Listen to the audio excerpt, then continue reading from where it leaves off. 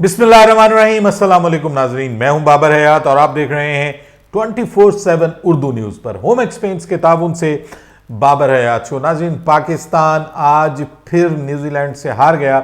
फिर नहीं बल्कि पहली बार न्यूजीलैंड से हारा, लेकिन फिर वही मसाइल जो बड़े अरसे से चल रहे हैं, जो एशिया कप में भी चले, जो इंग्लैंड के खिलाफ भी चले और जो यहाँ भी हमें चलते हुए दिखाई दे रहे हैं, वही मसाइल कि बाबर और रिजवान चलेंगे तो पाकिस्तान जीतेगा, पाकिस्तान की बॉलिंग परफॉर्म करेगी तो पाकिस्तान जीतेगा। अगर बाबर और रिजवान इकट्ठे नाकाम होते हैं तो फिर पाकिस्तान का मिडिल ऑर्डर एक्सपोज हो रहा है। एक बार नहीं, दो बार नहीं, बार बार एक्सपोज हो रहा है। और इसी मिडिल ऑर्डर के साथ हमारे रमीज राजा साहब ये कह रहे हैं कि पाकिस्तान T20 वर्ल्ड कप जीतेगा। तो ये सवाल है आप सबसे मेरा, और ऑब्वियसली इसके ऊपर अब मैं बात भी करने जा रहा हूं। मैं आज आपको अपना फॉर्मूला बताऊंगा कि मेरे ख्याल में मेरी जो अप्रोच है उसके मुताबिक पाकिस्तान, क्योंकि अब जो है वो पाकिस्तान तब्दीली तो कर नहीं सकता, क्योंकि जो पाकिस्तान की लास्ट डेट थी वो कल थी और वो डेट गुजर चुकी है। सो अब जो भी करना है पाकिस्तान को, ये जो ट्रैवलिंग रिजर्व्स हैं और साथ में जो 15 रुकनी टीम है, इसी में आगे पीछे पाकिस्तान कर सकता है, इसके अलावा और कुछ नहीं कर सकता। सो इस पे मैं आज के इस प्रोग्राम में तफसील से बात करूंगा, लेकिन उससे पहले एक बड़ी खबर और बड़ी खुशखबरी, at least A sigh of relief, एक सुख का सांस जिस पे हम ले सकते हैं, वो शाहीन शाह आफरीदी के हवाले से अब ऑफिशियल स्टेटमेंट आ गई है पाकिस्तान क्रिकेट बोर्ड की जानिब से कि क्या वो खेलेंगे या नहीं खेलेंगे पाकिस्तान के जो वार्म अप मैचेस हैं वो। और फिर आप लोगों के लिए एक बड़ी इंपॉर्टेंट और अच्छी खबर है, और वो है कि ये जो पाकिस्तान के दोनों वार्म अप मैचेस हैं और फिर इंडिया के जो वार्म अप मैचेस हैं, क्या ये लाइव आएंगे या नहीं आएंगे। इस हवाले से भी आईसीसी ने अब ऑफिशियली बता दिया है कि ये लाइव आएंगे या नहीं आएंगे।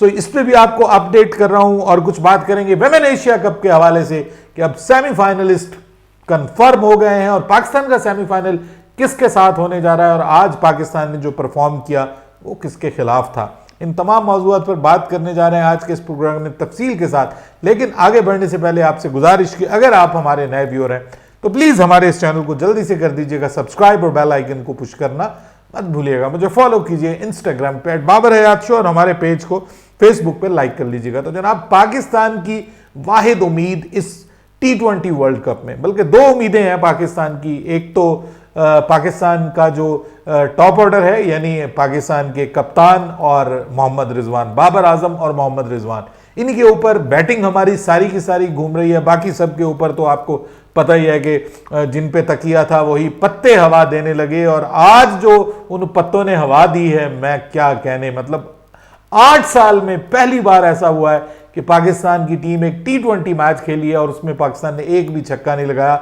और जवाब में हम समझ रहे थे कि शायद विकेट स्लो है, शायद ये है वो है फला है, और हमारे स्पिनर्स भी बड़ा अच्छा करेंगे, और फिर हमारे फास्ट बॉलर्स और स्पिनर्स को सिर्फ जो फिन एलन है उन्होंने अकेले नहीं 6 छक्के मार दिए। अब इससे अब आप अंदाजा लगा सकते हैं कि हम कहां खड़े हैं। अब ये तो नहीं कह सकते कि यार ये आज हमारा बुरा दिन था, किसी से भी नहीं लग रहा।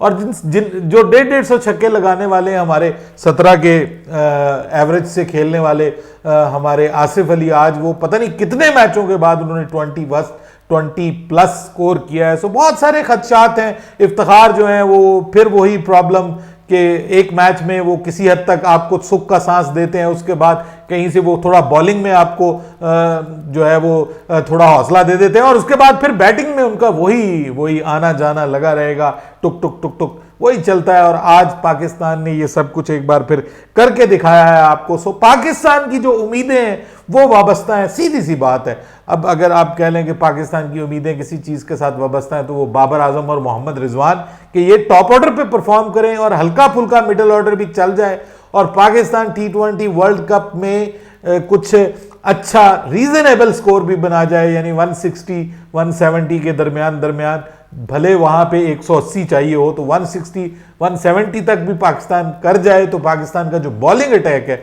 वो पाकिस्तान को जितवा सकता है। उसकी वजह यह है कि अब फाइनली पाकिस्तान को यह अच्छी खबर मिल गई है कि शाहीन शाह आफरीदी ना सिर्फ फिट हो गए हैं बल्कि वो 15 अक्टूबर को पहुंच रहे हैं वहां पर ऑस्ट्रेलिया में, और पाकिस्तान की टीम को 15 अक्टूबर को वो ज्वाइन करेंगे और अब बिल्कुल फिट हैं वो। मतलब वो उन्होंने खुद ये कहा है कि गुज़िश्ता 10 दिनों से वो हर रोज 6 से 8 ओवर्स अपने पूरे रिदम के साथ करवा रहे हैं बगैर किसी तकलीफ के। सो ये बहुत अच्छी खबर है जी।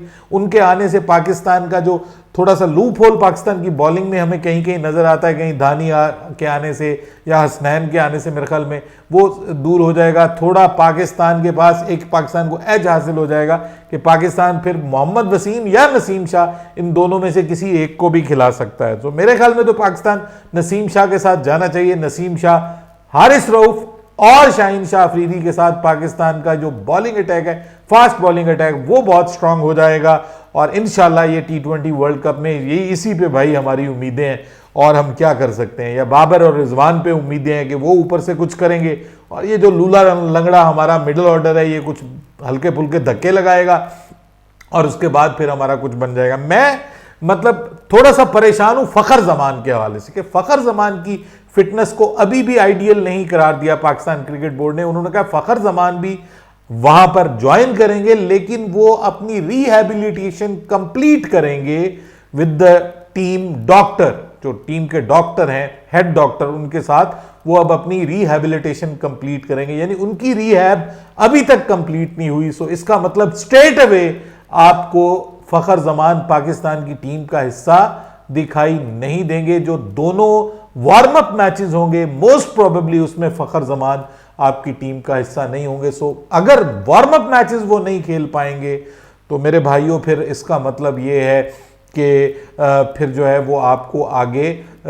एक दो मजीद मैचेस भी खेलते हुए दिखाई नहीं दे सकते। सो ये सिचुएशन है फखर जमान के हवाले से। यानी उनके हवाले से अभी तक ये कंफर्म नहीं किया गया कि वो वार्म अप मैचेस खेलेंगे या नहीं खेलेंगे, बल्कि उनके बारे में सिर्फ ये बताया गया कि वो आएंगे और अपनी रिहैबिलिटेशन कंप्लीट करेंगे और फिर उनकी जो है वो फिटनेस को असेस किया जाएगा और असेसमेंट के बाद अगर जरूरत पड़ी तो उनको टीम में शामिल किया जाएगा इफ रिक्वायर्ड, अगर जरूरत पड़ी। यानी अभी तक वो 15 में भी नहीं आ सकेंगे, ये मतलब उनकी फिटनेस है। तो सवाल ये उठता है तो भाई अगर वो इस हद तक फिटनेस के उनके मसाइल थे तो किसी और को, अगर आपने रिजर्व में लाना था तो किसी और को ले आते, उनको आराम से उनका रिहैबिलिटेशन कंप्लीट करने देते। ये अजीबोगरीब किस्म के पाकिस्तान क्रिकेट बोर्ड के फैसले हैं, टीम मैनेजमेंट के फैसले हैं। जाहिर बात है कि बाबर ने कहा होगा कि जी ये उसको यहीं ले आए, हमारे साथ साथ वो रिहैबिलिटेशन करेगा, बिल्कुल ऐसे जिस तरह से पहले जो है वो शाहीन शाह अफरीदी इनके साथ साथ रिहैबिलिटेशन करता रहा और उसके बाद फिर पता चला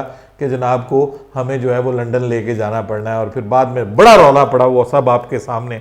तो ये सारी सिचुएशन आपके सामने। अब इसमें मैं ये समझता हूं कि अगर आपने फखर जमान को मतलब वो फुली फिट ही नहीं है तो उसकी जगह किसी और को ले आते। आपके पास कुछ ऑप्शंस मौजूद हैं डोमेस्टिक में जो उनकी जगह, फखर जमान की जगह ले सकते थे, जो तीसरे नंबर पे आके भी बैटिंग आपके लिए कर सकते थे। मुख्तलिफ ऑप्शंस मौजूद हैं, लेकिन बहरहाल वो हमारे रमीज राजा साहब कहते हैं कि यही टीम जो है वो T20 वर्ल्ड कप जीतेगी और उन्होंने कहा मुकम्मल तौर पर अहल है। और ये झूठ है सर, मतलब ये जीत जाए मतलब तुक्का लग जाए, वो मतलब क्रिकेट में कुछ हमारा जो टॉप ऑर्डर चलना शुरू हो जाए कंसिस्टेंटली, लेकिन सारे मैचेस में तो नहीं है। मतलब हर मैच में ना रिजवान चलेगा ना बाबर आजम चलेगा। ये क्रिकेट है, कोई मशीनी गेम तो है नहीं कि आपके हाथ में है सब कुछ। मतलब ये पाकिस्तान को जब भी ये टॉप ऑर्डर, ये लिख लीजिए T20 वर्ल्ड कप में भी जब भी ये टॉप ऑर्डर चले नाकाम होगा, उसके बाद आपका मिडिल ऑर्डर आपको हौसला हिम्मत नहीं दे सकेगा। ये मैं आपको आज भी बता रहा हूं, इस पे कायम रहिएगा, ये लिख लीजिएगा। ये इनमें वो एबिलिटी नहीं है। मैं ये नहीं कहता कि वो बेचारे कोशिश करते हैं, एबिलिटी नहीं है, स्किल ही नहीं है, उस लेवल का स्किल नहीं है जो स्किल लेवल हमें इंडिया के मिडिल ऑर्डर में नजर आता है, जो स्किल लेवल हमें ऑस्ट्रेलिया इंग्लैंड के मिडिल ऑर्डर में नजर आता है। उनके बच्चे हमारे इन बाबों से बेहतर हैं। बहरहाल अब मैं किसी का नाम नहीं लेना चाहता। देखिए मैं भी तंग आ गया हूं, मैं अब इन लोगों के ऊपर बात कर करके ना मैं तंग आ गया और मुझे अफसोस भी होना शुरू हो जाता है कि यार हमने खुश दिल को इतना ट्रोल किया, हमने इफ्तिखार को इतना ट्रोल किया, हमने मतलब दे आर ह्यूमन बीइंग और वो जो जितनी उनकी हिम्मत है कोशिश है वो करते हैं। लेकिन बात यह है कि उनको लाने वालों के ऊपर है ना कि भाई अगर आपको पता है कि एक बंदा इस काबिल नहीं है, इस अहल नहीं है, आपने इतना आजमा लिया, इतने ज्यादा मैचेस दे दिए, इतनी ज्यादा उनको चांसेस दे दिए, तो जो पीछे बैठे हुए अगर चांस ही देना है तो उनको देना। वो कहते हैं जी मैसी नहीं, रमीजा साहब कहते हैं पीछे मैसी नहीं हमने छोड़ा हुआ पीछे। अरे भाई इससे बेहतर प्लेयर्स मौजूद हैं, आपने अगर देखना ही नहीं है, आपको मैसी की जगह जो है वो रूसी नजर आएगा फिर, ठीक है, जब आपने देखना ही नहीं है। जब आपने वो ऐनक ही नहीं लगानी रमीज भाई, बहुत डिसअपॉइंट किया आपने। आप जब रमीज स्पीक्स पे थे ना तभी अच्छे थे, जब से आप पीसीबी में आ गए तो आप भी जो है वो अब करना शुरू हो गए हैं जी कि जी ये है और वो है और फलां है, बस 2-3 मैच जब हार जाता है पाकिस्तान तो इनको कंट्रोल करना चाहिए, ये फरमा रहे हैं वो। तो ये थॉरली डिसअपॉइंटिंग है। तो लेकिन यार उम्मीद रखें कि शायद ये मतलब मुझे उम्मीद नहीं है, लेकिन फिर भी होप अगेंस्ट होप के हमारा मिडिल ऑर्डर में चलें। अगर चौथे नंबर पे ये आ जाए जो शादाब खान है और ये कंसिस्टेंटली परफॉर्म करना शुरू कर दे और कुछ पिचेस भी बेहतर हों, तो फिर उम्मीद करते हैं कि शायद पाकिस्तान का कुछ चांसेस बन जाएं। लेकिन मैं ये समझता हूं कि एक ही पाकिस्तान को चीज करनी चाहिए और वो ओपनिंग को तब्दील करना चाहिए। पाकिस्तान और कुछ नहीं कर सकता तो शान मसूद और मोहम्मद रिजवान के साथ ओपनिंग करवा लें, बाबर को तीसरे नंबर पे लाएं, बाबर को मिडिल ऑर्डर में आकर जिम्मेदारी को उठाना पड़ेगा, जो कि वो नहीं उठा रहे। ये सबसे बड़ा प्रॉब्लम है। अगर फखर फिट हो जाते तो और ज्यादा अच्छा होता आपके पास ऊपर। अब हम क्या अब बात करें, मतलब ये तो टाइम ही गुजर चुका गया। ऊपर शर्जील खान होता, फलाना होता और नीचे मलिक होता, उनके बारे में तो वो कहते हैं कि ये तो मैसी नहीं है, ये तो फलाने हैं, ये कोई तोप चीजें हमने नहीं छोड़ी हुई, ये सारे जो हैं फारिग क्रिकेटर हैं, हमने बहुत अच्छे क्रिकेटर चुने हैं। तो बहरहाल हम आपसे एग्री कर लेते हैं, फखर जमान की फिटनेस के ऊपर सवाल है। उसके बाद बाकी कुछ मतलब खिलाड़ी भी बस ऐसे ही हैं, डामाडोल ही हैं। रिजवान कभी बाहर चले जाते हैं, कभी अंदर आ जाते हैं। वो बेचारे हारिस को रखा हुआ है, वो रिजवान की जगह आता है, 2-4 जो है वो ओवर विकेट कीपिंग करता है और उसके बाद उसको फारिग कर दिया जाता है। अब ये जो अगर जो है वो उस्मान कादर भी फिट नहीं होते तो आपके पास तो 15 रुकनी स्क्वाड ही नहीं है। फिर आप हारिस को अंदर ले आएंगे, फिर मेरे ख्याल में यही होगा कि आप हारिस को 15 रुकनी स्क्वाड में ले आएंगे फौरी तौर पे, और जो फखर जमान है उसकी फिर आप रिहेबिलिटेशन करते रहेंगे। मेरे लिए तो ये बड़ी परेशान कुन सिचुएशन है अगर फखर जमान भी T20 वर्ल्ड कप में पाकिस्तान की स्क्वाड का हिस्सा, 15 रुकनी स्क्वाड का हिस्सा नहीं बन पाता। बहरहाल वार्म अप मैचेस के हवाले से अब अच्छी खबर आपको ये मिल रही है आईसीसी की जानिब से कि आईसीसी पाकिस्तान के दोनों वार्म अप मैचेस जो हैं वो लाइव दिखाएगा। और एक जो वार्म अप मैच है वो पाकिस्तान का अगेंस्ट अफगानिस्तान जो है वो मॉर्निंग के टाइम में है, यानी वो सुबह अर्ली मॉर्निंग है। आई एम सॉरी कि वो तड़के है, अभी एग्जैक्ट मुझे टाइम नहीं पता, लेकिन तड़के है। और जो अफगानिस्तान जो इंग्लैंड के खिलाफ पाकिस्तान का मैच है वो इवनिंग वाला, यानी 2 बजे वाला पाकिस्तान का जो टाइम स्पैन है उसमें वो होगा। सो इससे अब आप अंदाजा लगा सकते हैं कि दोनों मैचेस जो हैं वो पाकिस्तान के और पाकिस्तान के दोनों matches, Pakistan versus England, Pakistan versus Afghanistan, ये दोनों मैचेस आप लाइव देख सकेंगे अपने टीवी चैनल्स के ऊपर। अच्छा, ये बड़ी अच्छी खबर है। बहरहाल हमें पता चल जाएगा कि हमारी टीम क्या वहां पर जाके ऑस्ट्रेलिया में T20 वर्ल्ड कप से पहले हमारी टीम क्या गुल खिलाती है। दूसरी जानिब इंडिया के भी जो दोनों मैचेस हैं वो दोनों के दोनों मैचेस जो हैं वो लाइव आएंगे। सो ये बेसिकली इंडिया भी उसी ग्राउंड पे खेल रहा होगा, आई थिंक ब्रिस्बेन में खेल रहा होगा इंडिया जो है, और पाकिस्तान भी ब्रिस्बेन में खेल रहा होगा। सिर्फ फर्क ये होगा कि जिस दिन पाकिस्तान का मॉर्निंग का मैच होगा, इवनिंग में इंडिया का मैच होगा, दोनों मैचेस लाइव आएंगे। और जिस दिन पाकिस्तान का इवनिंग में होगा उस दिन जो है वो इंडिया का मॉर्निंग में मैच होगा और वो भी दोनों लाइव दिखाए जाएंगे। सो ये आपको मैं अपडेट अब कंफर्म दे रहा हूं कि खुश हो जाइए, ये मैचेस जो हैं वो लाइव आने जा रहे हैं। ये अच्छा है पाकिस्तान के लिए। पाकिस्तान के लिए एक और अच्छी चीज है और वो है पाकिस्तान की विमेन क्रिकेट टीम बहुत ही अच्छा परफॉर्म कर रही है जी। आज उन्होंने जो है वो श्रीलंका की टीम को भी शिकस्त दे दी और श्रीलंका को ये मैच जीता पाकिस्तान ने, और यूं पाकिस्तान पॉइंट्स टेबल पे दूसरे नंबर पे आ गया। अब सेमीफाइनल का मरहला स्टार्ट हो गया और जो टॉप 4 टीमें हैं उनमें इंडिया पहले पे, दूसरे नंबर पे पाकिस्तान, तीसरे नंबर पे श्रीलंका और चौथे नंबर पे थाईलैंड की टीम है जिसने पाकिस्तान को अपसेट शिकस्त दी थी और वो टीम आ गई थी ऊपर, अब चौथे नंबर पे है। तो इंडिया और थाईलैंड का अब सेमीफाइनल होने जा रहा है थर्सडे को, यानी 13 अक्टूबर को, और जो दूसरा सेमीफाइनल उसी दिन होगा वो पाकिस्तान और श्रीलंका की टीमों के दरमियान होगा। सो क्या पाकिस्तान टीम ये मैच जीत पाएगी? क्योंकि आज तो पाकिस्तान ने 5 विकेटों से मैच जीता है और अच्छा जो है वो जबरदस्त तरीके से जो है वो जीता है। आलिया रियाज जो है उन्होंने 2 कंसेक्यूटिव छक्के लगाए हैं एंड में और अपनी टीम को जीत दिलवा दी है 5 विकेटों से। सो उम्मीद करते हैं कि पाकिस्तान भी जीते और उधर से इंडिया भी जीते और लड़के तो एक दूसरे का मुकाबला नहीं कर सके फाइनल में। तो चलिए हम पाकिस्तान और इंडिया की टीमों को आपस में मद्दे मुकाबिल देखें एशिया कप में। ये हमारी सोच है, अप्रोच है।